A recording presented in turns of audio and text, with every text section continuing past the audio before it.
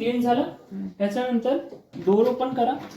Door open केल्यानंतर filter ही जी lock केला होता फिल्टर परत अनलॉक करा, बाहेर खिचा. ही मटेरियल आपलं झालं रेडी. फिल्टर परत अनलॉक करायसाठी टोटली आता मटेरियल चेक करा. प्रॉपर आहे ना की अजून जाड अजून बारीक? नाही, जाड नको, एवढंच प्रॉपर आहे. हा, ही रेग्युलर झाली आहे आपली. ओके, आता क्लिनिंग कसं करायचं एक न्यूजपेपर द्या. हो. ओके, ही जाळी बाहेर काढा. ओके, जाळी बाहेर काढल्यानंतर ही एक पण पार्ट जे आहे पाणीवर धुवायची नाही आहे. फक्त ही फिल्टर आपण वॉशेबल आहे. ओके, नॉर्मल ब्रशतून क्लीन करा.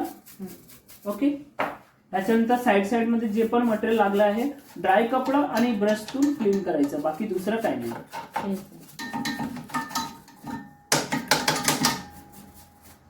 ही जे मटेरियल आहे युजेबल आहे, आपण यूज करू शकता, नाही तर तुमच्यावरती डिपेंड आहे.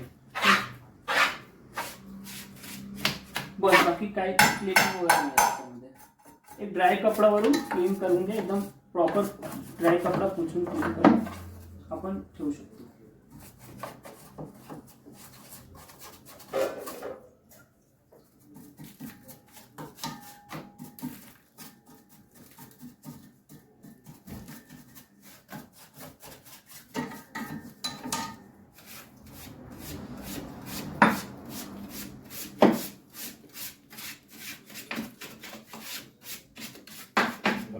ओके, व्हॅक्यूम सुरू करायचे आहे ना, डोर ओपन करून व्हॅक्यूम लावून बटन स्टार्ट केला, व्हॅक्यूम चालू.